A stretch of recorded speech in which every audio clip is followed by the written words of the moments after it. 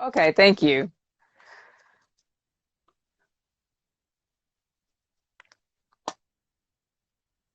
So, Kanisha, I just sent you an invite so we can try this again. Hey, Hey, I can hear you. Can you hear me? yes, I can hear you just fine. So I had to switch devices because for some reason my other, I don't know if it was an earpiece or what, but there was no sound. So I don't know why. Oh, okay. Cool. Okay. Oh my gosh. How are you? I'm doing good. How are you? I'm good now. Listen, figuring all this out. I Hey know. everybody. Thank y'all for Yes, joining. hey, hey. I know I was gonna try to join on my computer, but it was like, I don't know, it wouldn't let me. So I'm like, okay, let me get on my phone. It doesn't give me an option on my computer to go live. I don't know if that's something Oh, special maybe you have to that's it. download. I don't know. Look, listen, I do Facebook, Instagram. I gotta get, I gotta get more into Instagram. Listen, I'm Yeah, learning. That's all I can say right now is I'm learning. yeah, it's a learning curve. So hi everybody. I don't want to Yay, mispronounce anyone's hi. name. D Sylvester 0802, LaShire Tommy, Hi. Crown Jewel 23, Spence, Dia. I hope I'm not missing anyone. Thank you all for showing up. I'm Janae. I am here with Let's Talk About It. We're getting personal. Yeah. So what happened, just to give a little bit of background, I released a book back in January called The Process of Letting Go. 40 Days of Rediscovery and Healing. And it's really a book that discusses just my experience with depression and the spiritual journey I went through to overcome it. And as a result, I've decided to just kind of talk to more people just about like, spirituality, mental health, physical health, emotional health, and just kind of hearing their stories as well as it relates to how they've been able to navigate and balance, all that's been going on. So today I have Miss Canisha Bell, founder of Black Girls Do Yoga. Yay. And Kanisha, I want you to just kind of start off talking a little bit about who you are, what you do, and we'll go from there. Okay, good. So yeah, I'm Canisha Bell, and so I'm a yoga instructor. I got my certification. Um, I think that was like 2018, so a few years now. And I work for an organization. So we a nonprofit organization right here in Flint, and we go to different schools. It started off going to different schools to do mindfulness, and so that's why I originally got my yoga certification. It wasn't because I was like, oh, I'm into yoga, I want to do it. I really wasn't into yoga, honestly, but I had to get the certification in order to do what we do mindfulness and meditation and yoga. Um, but so that's we get to that later, that whole journey of like what I discovered once I got into basically the organization I work for. We go into the schools. It started because of the water crisis, because lead with the children. That mindfulness helps to mitigate the impacts of lead. So with that being said, we was able to go into all the Flint schools and do mindfulness with the kids. And because we go into the schools, we go other community outreach and stuff too, but because we were in the schools, we had to be secular. And so when you're secular, we're taking all spirituality out of what we're doing. And after doing it for about a year, I just was like not feeling good. I wasn't feeling well, like mentally and spiritually. And I felt like it was because we had to take the spirituality out of yoga, out of mindfulness, out of meditation. And so Black Girls Do Yoga, I started that because that was just like my own outlet. So that like, yeah, I gotta do it with the organization I work for and I have to be secular, but Black Girls Do Yoga, I could be myself. I don't have to worry about what I can say or how it'll be perceived or anything like that. And then also because I was always the only Black person. Everywhere I went, everything I did, I was just like, and then when we was bringing it to the community, a lot of Black women were like, oh, yoga isn't for me, or I don't do yoga. And I'm like, it is for us. But I can see why, because when you see yoga, you don't see us represented. So I can see why you would think that. So I started it too, just to show like we could do yoga. And it was around the time where we had like the movement of like Black Girl Magic, and it was Mhm. a organization here in Flint called Black Girls Do Bike, which was Black women biking. I mean, they would go miles, like 20, 30 miles biking. And so just kind of keeping along with that movement, I'm like, I think I want to do Black Girls Do Yoga. And it was my husband who was like, well, you should get it trademarked, And Yes. so shout out to Kiana McGee. So worked with her. Congratulations on a trademark. Yes. Yep. The name Black Girls of Yoga, and then the logo who which I got kind of for that specifically is trademarked as well. So both the logo and the name. Nice. Good job. Yeah. Okay, so let's talk about that. You're talking about how you don't really see a lot of black girls doing yoga. So what is it that really, really got you deeper into it? You said, the initial spark was the mindfulness through an organization. So what at the core of it was like, you know what? It's time for me to get serious about the yoga part of it, the spiritual aspect of it. Just going through when I was going through the training. And so I was raised and grew up as Christian, and Christianity was religion. So I could get into that too. What I felt like with when I was going through it, I realized for me at least, and a lot of people probably go not like this, but Speak your I truth, girl. Speak your realized truth. with Christianity, I was like, this is rules, and like it's the religion Christianity, right? It's rules, and it's just all this stuff that we live by, that what we can't do. And just thinking about, like, like I said, I grew up in the church and everything. I was going to Bible study, Sunday school, all of that stuff. But it's just rules. It's rules of what you can't do, and you end up feeling bad because it's like, oh, I'm doing this. I shouldn't be doing it. But when you have a spiritual, so I'm like, it's a spiritual connection with God, it's just a whole different thing. It's a whole different thing. And I realized, like, it's just man made. These rules is like literally man made. And like when you have that spiritual connection, it's so deep. You know what I mean? It's Oh not yeah. even the rules. I mean, you have a certain order to your life, but these man made rules that I feel like we as Christians go by, it holds you back. And it made me literally like, oh, I can't do yoga. That are Christian, like, I can't do yoga because it leads you to hell or the devil. And just like, I'm like, It what? honors other gods or something like that. Yeah, it's Yeah. just so. I mean, when I did my practice, it now yoga is started in India, is heavily rooted in Hinduism, but for me, it was a learning process, and mindfulness and meditation is a lot of Buddhist stuff. So, but to me, it helped me develop, for me, a more spiritual relationship with God.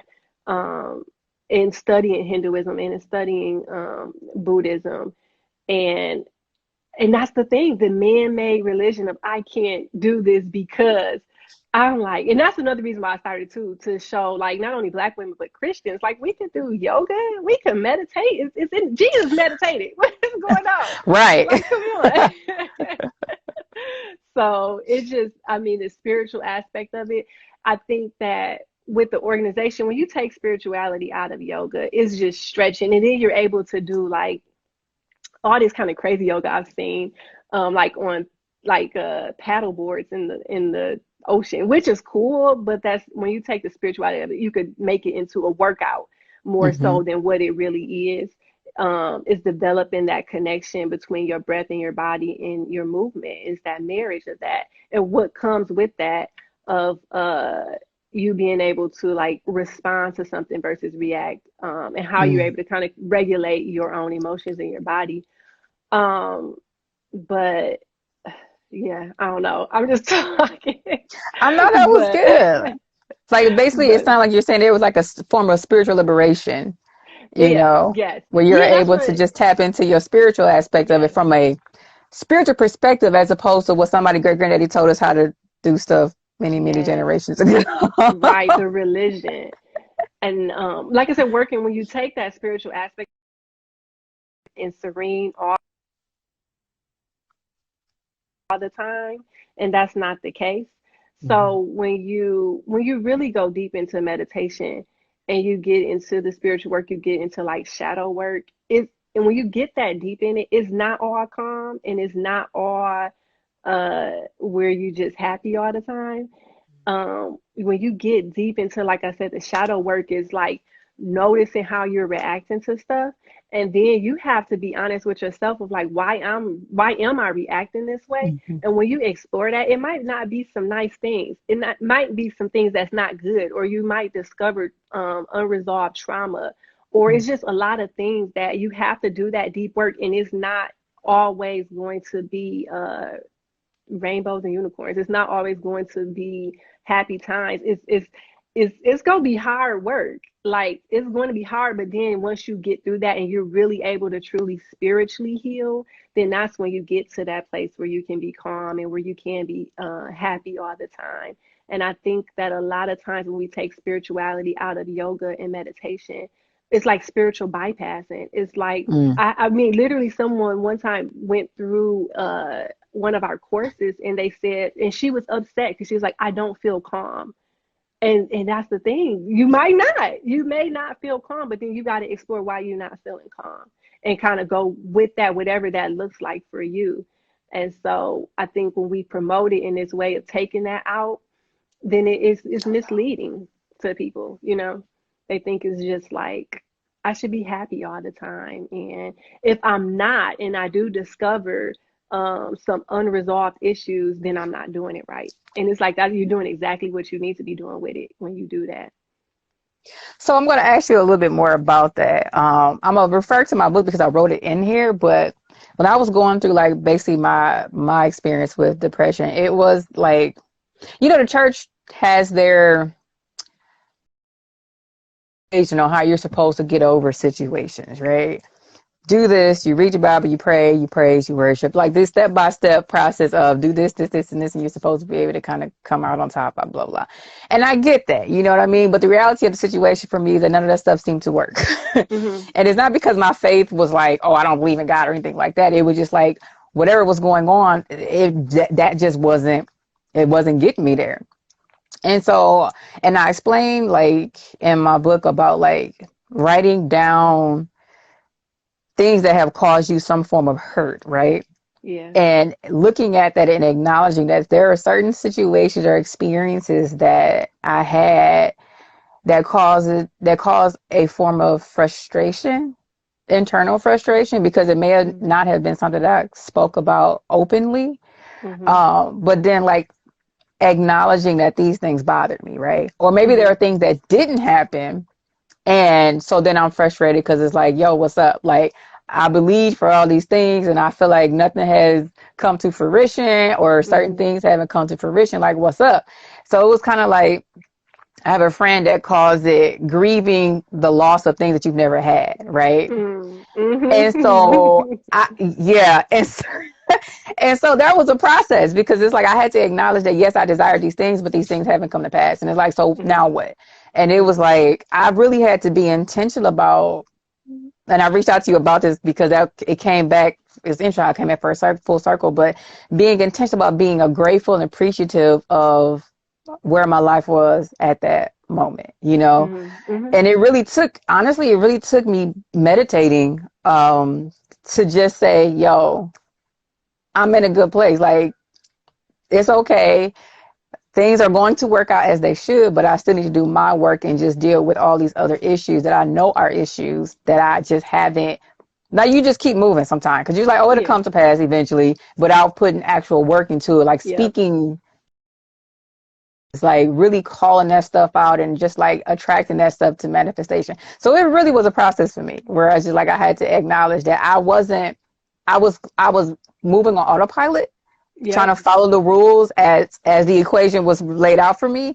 And it's like sometimes that's just not how it works. Sometimes you got to go against the grain and just do something different. So like how like was there an experience that you had that led you to be more intentional about your meditation, from a spiritual level, that kind of help you overcome something, or like really just acknowledge things that were going on that just needed to be addressed? Yeah, like I think it was a whole year where I was doing it the secular way just for work. And I was so involved in my job that I realized that in my own personal practice, I was doing it that way too, a secular way and not a spiritual way. And like I said, I just didn't feel good. And when I say feel good, I think when people be like, well, how are you? But, oh, I'm not feeling well. People might think physically, but I meant like mentally and spiritually, I'm like not feeling well, and I just couldn't put my finger on it. And I think what made me realize was like when we went through yoga training, we learned all the yoga poses in Sanskrit, and then we also Mm. learn it in English. Sanskrit is an ancient language, right? So but because we're secular at my job, we cannot say Sanskrit stuff. And I think after a year of doing yoga, I realized I forgot all of the Sanskrit yoga, like how to say it in Sanskrit. And I was just, it just made me feel horrible. Because, first of all, I feel like in anything that you do, honor where you got it from. I Yeah. don't want to not I don't want to teach yoga and not honor where it came from, where it comes from. And so I think that was the realization of like, I don't even remember Sanskrit. Like I took all this time making sure for my Yeah. class that, and not only for my class, but like once I Christianity, a lot of stuff in my mind just automatically compared what I learned uh, about Hinduism to Christianity, and it's so similar. I was just like, what the? It's so Yeah. similar. Yeah. So first of all, I'm just like, but that's what it. So after like not feeling well for um a year, and then that's the realization. It was that me not remembering Sanskrit, and then I just was more intentional to learn Sanskrit, and then to get back into studying how when I was in once I was in training, like the spirituality part of it. Yeah. And then that's when, so then, even though I was learning that, like, it wasn't like after that, I was like, oh, I'm feeling good. That's when I really discovered then that, like, about spiritual bypassing and how it's like putting a band aid on something. And it's just like, just meditate and you'll be okay. And you might not be okay with meditation, but that's okay. You have to see, where you're at and go from there. So then I started just doing shadow work and just realizing, and then it was just like personal things in my life, like getting married and then blending a family, which that's not easy. And so just a lot of stuff I realized like I had to admit to myself how I truly felt about some things and Hmm. then work from there and work through it. And it wasn't an easy process. It's still ongoing, honestly, and it's not an easy process, but you just feel so good to be able to release and not and just walking around upset or even like you say, like just depressed or having anxiety and not really knowing why, or even taking meds, which I'm not knocking meds or anything like that, but taking stuff really kind of just covering it up versus doing the deep work Hmm. that it takes to kind of go through the other side to truly heal from whatever it is. Like I realized stuff. It's so funny. I realized that just even the way I felt about myself and about my own body, like how it was stuff from when I was like 12 years old in school, like remembering what people said, and I'm like in my to that a lot of stuff, a lot of that stuff. So what was that process like for you? Like you mentioned shadow work and like just kind of releasing things. Like what can you explain a little bit more of what that is and what that was for you, that process? Yeah, like I said, just really admitting just stuff like you just the way you feel about yourself, the way you might feel about other people that you like, well, I shouldn't feel like this, but then it's like, or like it could be a certain person that could be a trigger for you, and every time they come, Mm. it's just you just get, and it's like, why do I feel like this towards that person? You really gotta um see why, and it is not nothing that they're doing, it's all you, right? Like it's really how you feel about yourself, and so admitting that and then going deeper to see even why, where did that come from? A lot of stuff come from our childhood that we don't even realize. A lot of stuff come from things that people said to us that we've held and not realize it. And so really going deeper into why I feel the way I feel. And then once you discover why, then you can work to undo Mm. basically all of that. But it's the reason, and it's shadow, and it's the we call it darker self and all that stuff because it's admitting and seeing things that's not so good. about Mm. yourself. But you got to do that, and in order to heal from it, like, my husband is like, you can't heal what you don't reveal, type of thing. So uh revealing it, and then going through the process to heal. So So do you lead people through these like exercises to help deal with that like shadow work or like that inner work too, or? whew, I'm listen. I don't, because I'm doing it right, and so and some people have asked me that, and I feel like I'm scared to lead people through that, because I know, and I would like to. I just feel like I need to get deeper into it myself. I'm Mhm. going through it myself, and then I'm like, whew, and I worry about that. Sometimes when I'm doing yoga or meditations, I'd be like, oh, what if somebody did just kind of like really get deep into it, and I was to lead somebody. I really do believe that God will have given me what I need to help that person. But I just be thinking beforehand, like, oh, am I equipped to do that? What would I do? But I think in the moment it's just like whatever flows, Mhm. whatever happens. But no, I have not led anybody through that or anything. I But you would are love willing to. to. Uh, Yeah. yeah. Yeah. Yeah. I mean, only from my perspective, and I've had a lot of, just through my job, what we do. I've had a lot of training in trauma. We're very trauma informed, and so Okay. realizing what we do, and especially working in Flint, working with kids from Flint, and you don't know, and pretty much everybody got trauma, honestly. And so Yeah. knowing how to bring meditation and yoga and all that stuff in a way that you are informed, and you are doing something that's not going to trigger, hopefully not trigger someone. But then it's like, if someone is triggered, then what do you do, Hmm. and being able to help them through that process. Okay, So so then meditation, and it's so interesting because you mentioned that it was like people act like meditation is so satanic or whatever, and it's like, bro, you a Christian? It's like literally all throughout the Bible. But what, like in simplest terms, what is meditation really? I think it's so funny because I'm going from my perspective, because I like I said, with my, even people who I know that meditate regularly, we can have different experiences and definitions on what it is. Hmm. But for me, meditation is, it's so many different forms. And I can see why it can be calming. It does help you calm down, but to me, it's setting aside. So you got the integrated, which is just a part of your day. Like, if I'm running late somewhere, and I'm already like anxious because I'm late to where I gotta go, and of course, it seems like when you're running late, everybody driving slow, and you get stopped at every red light. There is, because I noticed my heartbeat is racing and all of this stuff. So every red light that I go, instead of getting more angry, then Hmm. I'm just about to take some breaths. You know what I mean? And so that's like, just in your everyday life while you're driving, like every red light, I'm gonna just take some breaths to try to calm my body down, because I ain't gonna get there no faster anyway. Ain't no point of being so worked up. And then you have a more dedicated, where it's just like every morning for 30 minutes, I'm going to sit and I'm going to breathe. um, but what is meditation? It's just being intentional about recognizing your thoughts, recognizing your body. And so that's where yoga come in too, with the movement and everything, recognizing what you feel in your body. A lot of times we could be in our heads all day, but recognizing where you feel certain emotions in your body. And that's where yoga just helps to kind of release that. It's certain yoga poses that help with certain things. But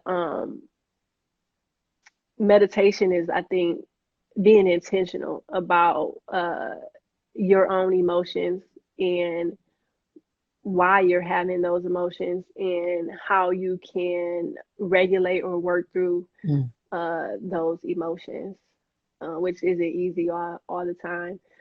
Um, and the more you practice, you can notice, like, if something, because a lot of times we react to stuff. So if something triggers you, you just automatically go react. Versus when you meditate more, you can notice what triggers you, and then you can notice that space that you have to be able to make that decision because we all have it. A lot of times we don't notice it, but when we're triggered, we can respond. And I know even me, I react sometimes, and then later I'll be like, oh man, I shouldn't have did that. But when the more you meditate, you will have less of those moments where you like, oh, I shouldn't have said that, or I shouldn't have Hmm. did that. Because you able to just reacting. So you said that there's like the poses of yoga, like there are meaning behind them or something. Yeah, I mean, there's different mudras, and like these are all things that we can do at work. But these are all different things that and I'm still learning too, but different ways you can have your hands to unblock or align your chakras. So that's something else I'm just really trying to get into, like knowing about learning deeper about chakras and crystal healing and all of that stuff. But it's certain yoga poses that helps to release that. And Okay. so yoga is a form of meditation. It's moving meditation. And so just being intentional and knowing those, and that's what I'm really trying to explore, because I just really want to get deeper into the spiritual healing of it. I think a lot of the issues that you have, or that we have, or that I have, it's more spiritual. I think you don't realize it. If you're having even down to like stomach issues, your gut Hmm. is like it is directly linked to your mental health. You know what I mean? A lot of times when you have gut issues, you'll notice like you are depressed or anxious, and so just knowing how it all connects, but deeper at the deepest level is the spiritual level. And once you can heal spiritually, then you'll notice, to me, in my opinion, you will notice physical and mental things start to change as well. But you can't just only do the physical or mental. And if you don't heal the spiritual, it's gonna be like a circle. You'll keep going back to whatever issues you have. Mm. So to me, baseline, you gotta heal spiritually in order to heal other aspects of your life, whether that's physical, mental, whatever it is. Mm. That was, can you say that one more time? I feel like that was a good point. Baseline, you gotta heal spiritually before you can heal anything physical, before you can heal anything mental. Hospital or going to the doctor, they try to heal you right just at the physical or mental level. Very few doctors realize like you got to go deeper and got to go spiritually and heal there. And then it's go manifest. It's go outward, and you go heal physically and mentally as You well. know what, so her Bradley said, thank you for sharing. I really needed this. You are very welcome. The Sterling Yeah. example said, gut is your second brain. Yes. And it's so interesting because like, so I'll talk about how I was dealing with depression. I was dealing with that for like 7 years, right? And during that course of 7 years, I started having a lot of health issues. A lot Mm-hmm. of it actually was gut related. I would have like all this weird stomach pain that nobody could explain. Yeah. Among other things, but I had some other physical ailments, but the gut one was I guess, the newer one that wasn't related to any particular injury, right? There wasn't any accident or anything that caused it. I just started having all this stomach pain. And so, they're like, oh, you need to do this, or you need to eat a certain type of way, or you need to gain weight, because that was their whole Mm-hmm. thing with me. Apparently, I'm too skinny, whatever, for my height, and for being black, Yeah. or who knew, right? Yeah. So it's like, not That's only are you definitely skinny for your height, but you're skinny for a black for girl. I'm being like, well, you black. know what? Blame the jeans. But it was just That's like, true. it was just crazy. But it was just like so Yeah. interesting because it's like, I don't know what the problem is. So, like, someone recommended I go to a holistic doctor for an allergy test. Yeah. And Yeah. that was the start. So it was like, oh, you have all these gazillion food allergies. Oh, really? Okay. So there's that. Granted, I'm in like my mid 20s, never had any of these particular food allergies before, but now all of a sudden I have all these issues. Yeah. And so then it's like, okay, after so much time, because of another medical condition, I ended up changing my diet. So I started going plant-based and taking Mm-hmm. away like, meat and things like that. But it was so interesting because you're right. I noticed a difference in my gut health once I changed my diet. But it was a spiritual journey that I feel like led to the most healing being manifested. Because it was like there were still certain ailments that I had. And I'm just like, still not, like 100%. And it was like doing that spiritual work really made a huge difference in me. Actually, I think it elevated my thinking for one, right? Because it caused me to think more positively, right? Not just like, Mm, oh, I'm an optimist, but just really being in a position where I speak life as mm-hmm. opposed to just accepting all these negative things that were going on. You know what I mean?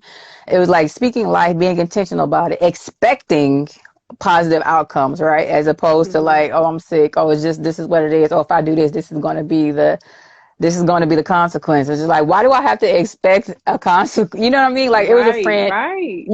a friend of It's mine, like, survival though. It's it's a right. survival. A friend of Yeah. mine from church, he used to say this. He's like, for example, people used to expect to get sick. Like when like flu season comes around, people just expect to get the flu. He's like, why should we expect that? Like, why should it be part of our normal life to just expect to get sick? He's like, there's no reason why. And I'm like, so fast forward, and it's like, yeah, I don't have to expect to have a negative reaction to stuff. I can expect a positive outcome. So it like really took that spiritual work for me. Just like, no, it really is about me changing my mindset, right? And it took that spiritual process for me to realize that I wasn't thinking from a higher, like more positive Yeah. mindset. None of us are. Like it's like when I say it's survival because it's like it is. Like you gotta think I gotta think the worst, basically the worst outcome And prepare on for it. everything and prepare Yep. for it. And it's like that's crazy. But that's just how it and so I really think I mean we just think like that. I think almost not out the womb because a baby don't think that, but as you get older, you just that's just where your mind go. And so in order to think anything different, that takes work. Yeah. That's the spiritual work. And that's just in our brains even. Like it just takes work to change that mindset because we shouldn't be expecting the worst out of everything. Like, you know, and it's almost weird when you don't. That's the Yeah. crazy thing. When you don't, it's almost like it feels weird getting the best out of everything. I'm like, why do it feel so weird? Yeah. To be just thinking the best outcome for everything and knowing stuff is gonna go your way and knowing that you could be at peace. Like why is that so weird? You know what I mean? We just gotta change, change that mindset. Like even when stuff don't go our way, just being like, okay, like, and not saying you gotta just lay down and take whatever, but being able to be like, okay, I can roll with whatever, and truly in your heart, if you could really truly believe in your heart that everything is working out for the good, then you go see the good in everything. Like I've done that so many times where even looking back, I'm just like, man, stuff just worked out the way it was supposed to, even if like it didn't go exactly how I planned, like it worked out Hmm. exactly how it was supposed to. And yeah, it's just, and I think that comes to me from that, like just the spiritual, just that spiritual aspect. And even like I see someone post like, y'all say universe, because some people do say universe. Like I'm just gonna put this out in the universe, and the universe is gonna do this, and they're like, and I say God, and I'm like, oh, that's so Christian. That's so rules in religion. Oh, y'all say universe, I say God, so I'm better. The universe is God. What is like, come on, like just stop, like, I just be like, that's what I mean when I say the man-made rules of religion. I just be like, just get your spirit right and realize whether you say universe, God, whatever, it's It's all a higher power, convenient. right? It's a higher power and it's all good. It's all the same. You realize that. Once you realize that, it's like and realize who you have that spiritual connection. So whatever you call God don't matter because y'all like that, y'all cool, then your life is grand. It's good, you know. Man. But it take a process to get there. It's a lot of undoing, like I said. It is, which is so crazy. So Dia says survival mentality, like it keeps us stuck when we're Yeah. expecting the worst all the time. And then JP Jackson I said, LOL, they are interchangeable terms. God, the universe is all the same. What's so crazy is just like where did like this conditioning, well, I guess we know where it came from, but it's like this idea of you always have to prepare for a rainy day. But here's the thing, Hmm. I get it financially, right? Because Yeah. you just never know how the world is going to turn with everything that's going on. And we understand it. But at the same time, you don't expect the rainy day to come.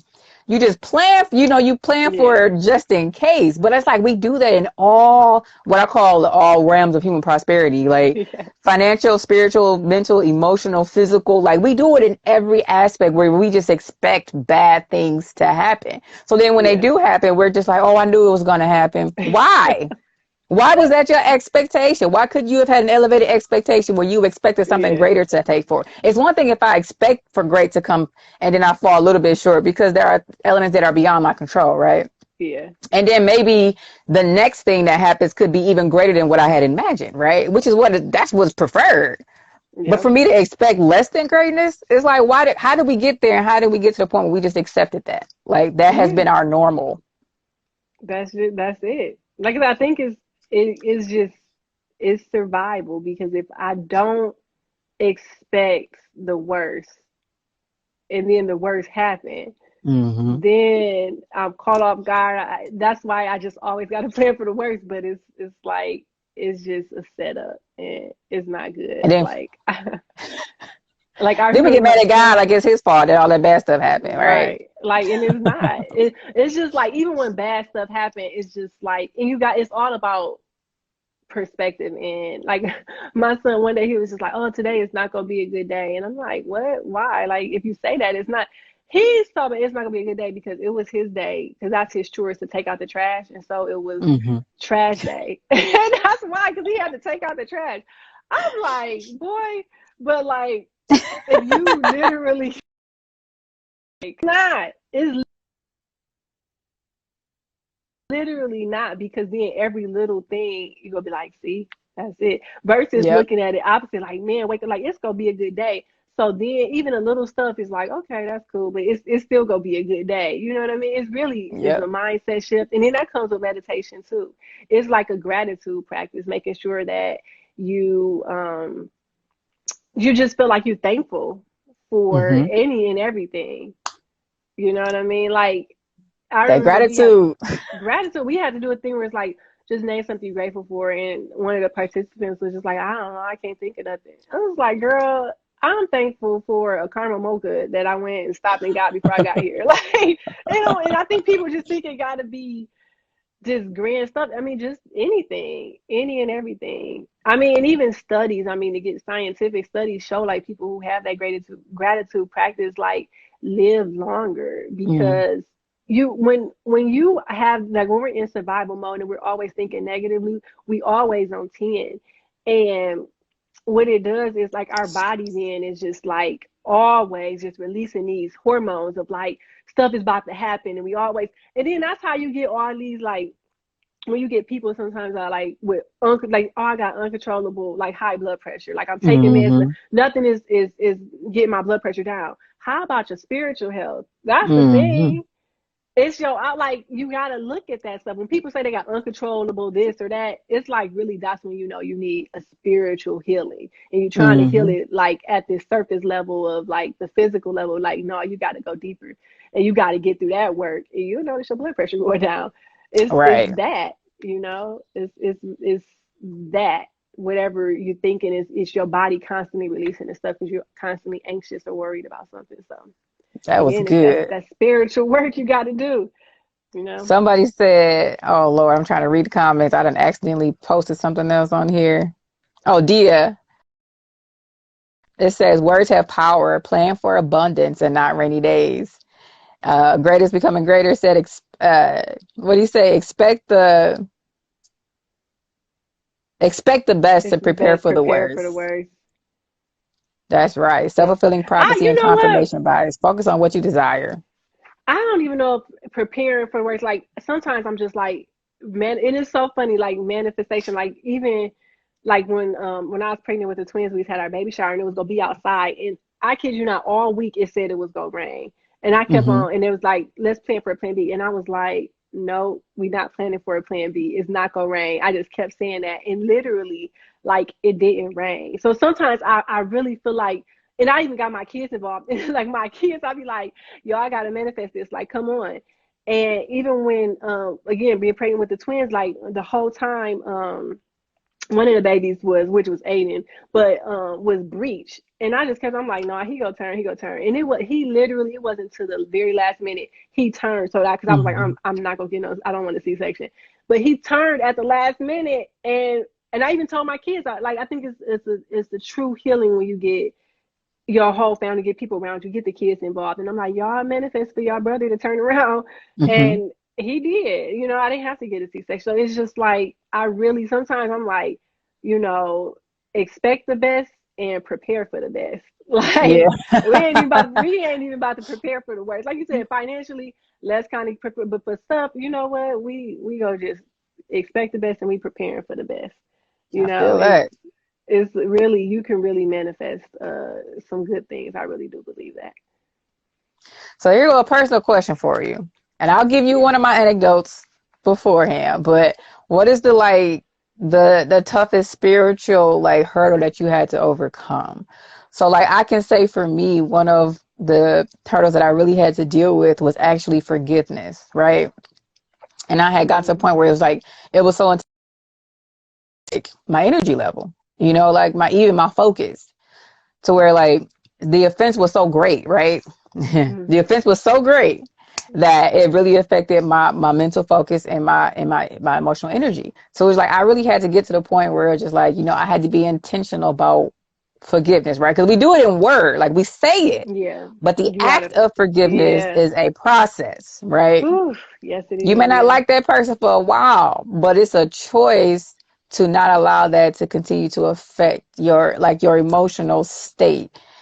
And it was like that's where that gratitude meditation really came in handy for me, where I had to just be Mm-hmm. like, you know what, I released this and I'm in this space where I appreciate where I am. I appreciate what is here now. And whatever lesson was supposed to come out of that experience, we are grateful for.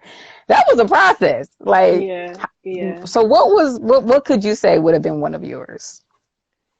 Oh, Hmm. she's frozen. Oh, am I present? Am I good? Okay, you're back. Yeah. Um, I would say, self-acceptance. I think for Mm-hmm. me, I think really saying, you know what, the way God made me, uh, is the way I'm supposed to be, and I mean from everything, and fully accepting, that I feel like. And I don't know, and for me, that just was a tough thing. It was really tough, and I don't know why. And I'm still going through the process because I'm still trying to figure out like where did it come from? Where did I get Mm-hmm. such this just hard, like it's hard to really fully accept myself or really could look in the mirror and just be like, the way I am is just like it's perfect because God made me that way, and we all are, right? I think that that's been the toughest, and I still don't know why that's so hard. I'm still going through that and trying to figure out like why is that hard. I still don't know, you know. But that's the journey that I think I'm still on, and really trying to not make and hopefully not pass that to which I don't think Mm-hmm. so. So pass that to my kids. Like I look at my Mm-hmm. daughter, my 14-year old, and like she's very confident, and like I'd be thinking back when I was 14, like she would say something like, oh, this person said that, like she wore something to school one day and she said a boy had said something about what she had on, and I was like, oh, what, you don't want to wear it again? She was like, no, I'm gonna wear it. I'm like, that was me 14. If I wear something to school and somebody says so, that's out my wardrobe, okay? Like I'm not, that's just how I was. So that's like a level of confidence in her, and that's what I still don't have. Like I said, in I'm 33 and still, like I said, just remembering stuff from middle school that like boys made fun or didn't like, or like I am a twin, and so we fraternal, we look totally different, and just wanted to look like my sister. Like I wanted to look like her, so I was like, we feel identical, we just both look like her. Because to me, she just got just attention, and she got like people liked her. I don't know, but so yeah, that's still a journey for me. Honestly, that's still a spiritual journey of getting that deep, of being like, I'm good, like I am okay the way that I am. And so to be continued because I ain't there yet, but still in Well, that look at you in the process. process. Still in the process for sure. And So it that's a whole impacts other question it though. impacts Like, your life. Like it really do. When you yeah. don't have that self acceptance or self love, then I think you can't receive it, and you question like people who really love you. You be thinking like, And you can't even think that they do because you don't have that for yourself. And that's what I'm discovering, I guess, Mm. where I'm in the process at of right now, of acceptance or love for myself, then realizing I can't even receive it. And that when you can't receive that, it impacts your life. Like even in with my marriage, and like I was like, I really have to try to intentionally believe my husband when he says that he loves me or he whatever. Like I, cause in my mind I'm thinking like, no, you. I mean, in my mind I'm like, no, he don't. But it's because I don't have that for myself. You know what I mean? And So it's how was that process when like, okay, so obviously you guys dated before you got married, right? yeah. So like was there this like doubt? Did you like not believe him when he told you he was interested in you? Like did that No, impact even the it's nature a of how you whole approach a relationship? it's so funny because we don't tell. I'm like, no, don't tell nobody. But yeah, even when he told me how it took him a whole year because when he originally tried to talk to me, I was just like, I don't know. I just thought it was weird. I was like, so he talked about how it took a whole year for him to really like get to like he ended up being going through somebody, this other girl that she was like, hey, he wants your number, he wanted to talk to you, and I was just like it was like a let him tell a whole year later, but it wasn't a whole year, but yeah, so it's still been a journey, yeah. Because in my mind, I could come up with stuff, and he always be like, "But is that true?" I say something, he be like, "But is that true?" Like we speaking on facts, and I'd be like, "No, it's not true." But it's what that's it. Like what else are you talking about? But yeah, so just going through that process of being like, what is true? You know what I mean? And it's like the stuff I have to be like realize. And I remember a book by I read this book years ago. I can't remember, but it's like the mind is a battlefield, and it's Mm-hmm. true. I'm really was like my mind is like a battlefield, and it Mm-hmm. sometimes goes against me, and so just have to really sometimes be like, is this true? Is that true? No, it's not. You know what I mean? Everything your mind tell you is not true. You don't have to believe everything your mind tell you. You really don't. So just going that my mind try to tell me I don't have to accept it, and it's not necessarily true. So That's yeah, casting down those thoughts that are against, you yeah, know. And it's so yeah. crazy because it's like you have to I feel like meditation, at least for me, has helped me retrain my mind. Yes, that's You know what I exactly what it mean? does. Because I believe Yep. that what you think is just as powerful as what you speak. Yes. And it's hard to Yes. release good things if you're constantly thinking on like the worst case scenario or like Yep. the negative outcomes, you know what I mean? And so it's just like retraining my mind to think on a more higher, like a more positive or a more elevated scale is really Yeah. what helped me to speak that more consistently. Yep. And so, like, Definitely. how has That's that what I'm doing. dynamic been like?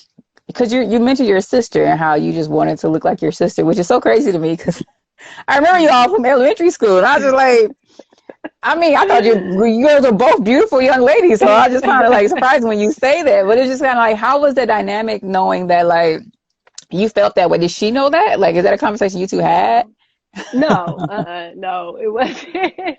No, she didn't know that. I mean, because I didn't I didn't tell anybody because I'm like, oh, that sounds crazy. So no, that wasn't something that I would share or anything. But I think that because I always was just self conscious about stuff that I think when people, I'm very sensitive, I guess, and so like you've seen us like it's a I think 4 inch height difference. I always want to Oh be yeah. shorter. I'm like, oh, I'm too tall. I wanted to be like her. Like, oh, I'm too pale. I'm too like. It was just like I wanted to be just everything that I wasn't basically. Like I want to be darker. I want to be shorter. I want. Uh, it's so funny because everybody in my family had it, but like I want boobs. Like they all got them. All my sisters, my Girl, my mama, my cousins. I I was feel like, you on what? that Am one. I adopted? Like what's going on? So she like had so I'm like, oh, I wish we just was identical. We just look like her. I feel that. So like we're almost down for time, but I'm not gonna like cut it short. Can you talk a little bit more about Black Girls Do Yoga, what you're doing now with Black Girls Do Yoga? Yes. and where So people can find more of you. yeah. Well, Black Girls Do Yoga, I really want it to not be anything with me. I wanted it to be in which I gotta get back to. I kind of felt like I just got busy and then I just stopped. But just more promotion about all things that is Black women, women of color in healing. And so just promotion of that. And like I said, not even me necessarily, but just when I see another Black woman doing something like, I was just telling Toy, I'm like, I gotta come to one of your yoga classes. Like it's another Black instructor. It's not really a lot of Black yoga instructors, but there are in Flint. Another side is like, I want to come to her class because honestly, I've never been to a yoga class led by a Black woman. Everyone Mm. is white, which it's not that it matters, but I just want to have that. I think I think Black people too, because of our history in the United States, Mhm. we need a different type of healing that Mhm. only to me another Black person can give. Um, and so it's really just promotion of that. It's just this another website called Black Women Healing Retreats, and just kind of following them. I'm like, oh, I want to go to one of these one day. And so I just try to promote all of that. Black Girls Do Yoga. So I have a Facebook, and then it's a Black Girls Do Yoga Instagram, which I'm never on Instagram. So it's like the one on Instagram is completely abandoned. Like I gotta get back on it because Come on, I it's part of don't your promotion. You I got to know, get right? back. Right. So so go follow Black Girls Do Yoga is on Instagram and Facebook, but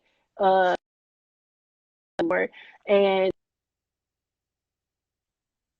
I mean, and then you have to look at the logo because there are other Black Girls Do Yoga, and because I do have it trademarked, I can do a cease and Just cease desist. and desist. That. But Yeah. I haven't done that because I just like, oh, I don't want to. But so check out mine. My logo is just black and white. The girls are spelling out yoga and yoga or in yoga poses. But because there is other, like I said, I haven't did the cease and desist yet, but there are other ones out there. But yeah, it's just promotion. And if you, and I've had some people tag me in that, but if you like are doing anything and you are a Black woman or a woman of color, um, and you're doing anything that's meditation, yoga related, tag me. And I just want to post that because I want it for anything. I just want to show that we can heal spiritually, whether Hmm. you are Black. It's not just for white women. It's not just, you don't have to have, be able to stretch and do all of this stuff. You know what I mean? Is your practice is unique to you, and so what your body can do is your practice.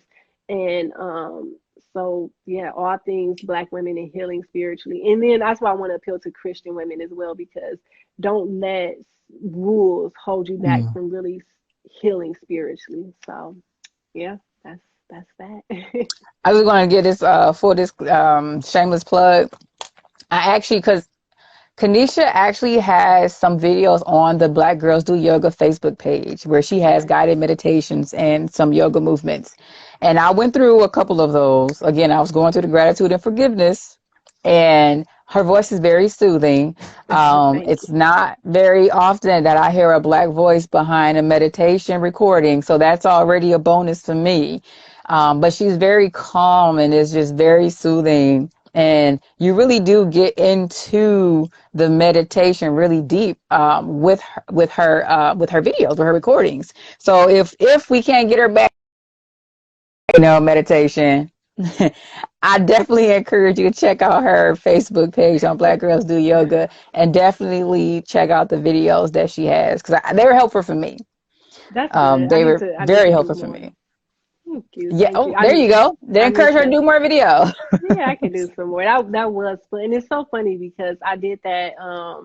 April reached out, April Hawkins, the first lady of oh gosh, what is the name of it? Prince of Peace. And I was pregnant early in my pregnancy. I had hyperemesis, which is like this horrible, you're sick all the time. And so just doing Oh, you those froze meditations. again. Oh, am I froze again? Am Yep. I good now? Okay. Yep. You're good now. Yeah, it's just like doing those meditations really helped me do that because I spend a very good portion of my time just throwing up and being sick. So being able to do those really helped me. So yeah, I have to add some more videos for sure. Dia said you recorded a meditation for her program and her clients loved it.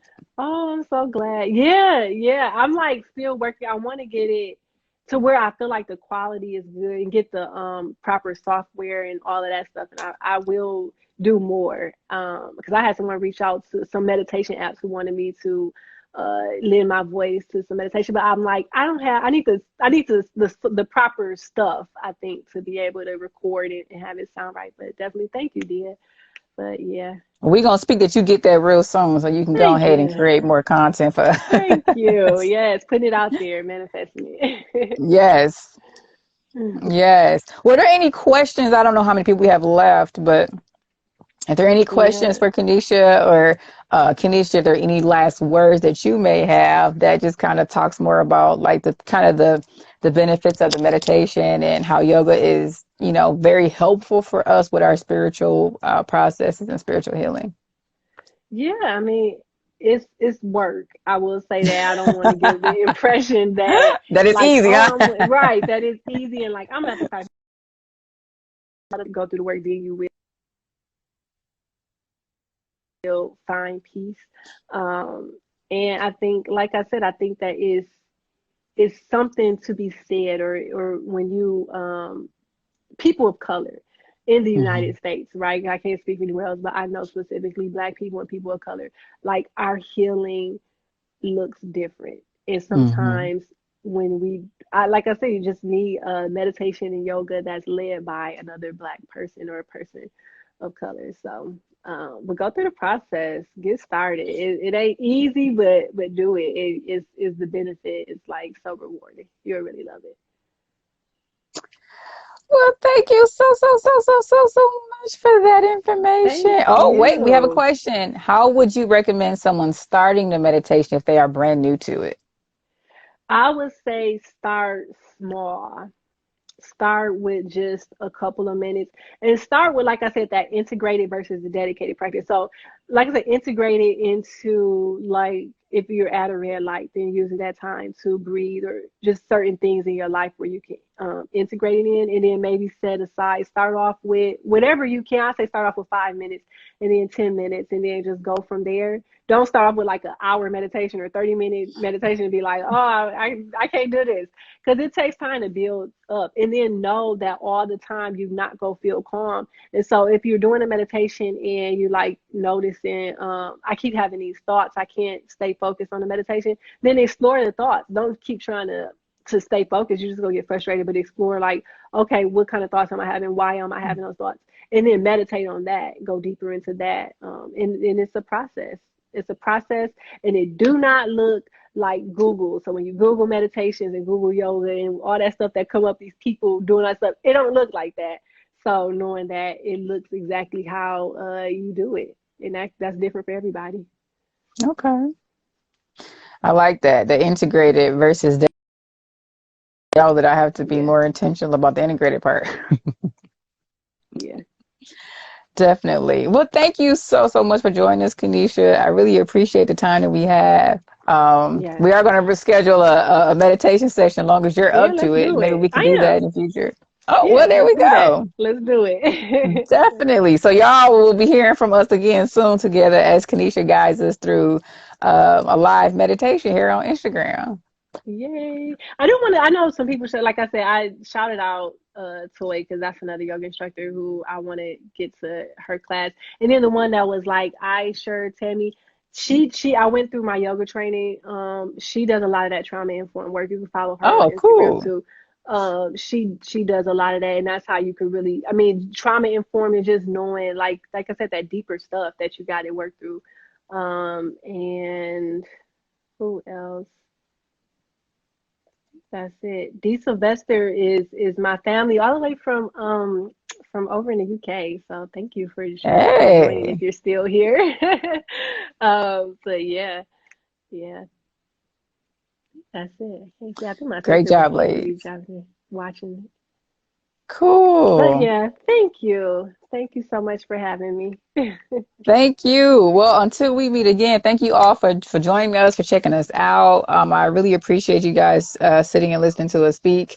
We're definitely going to have Kanisha back. Thank you. Yay, So, thank you. You guys, I'm trying to keep these on Tuesday at 6 o'clock. Um, so you guys definitely enjoy the rest of your evening. And Kanisha, we gonna see you soon. All Yes, thank you. Thank you. I'm looking forward to it. right, bye y'all. Bye.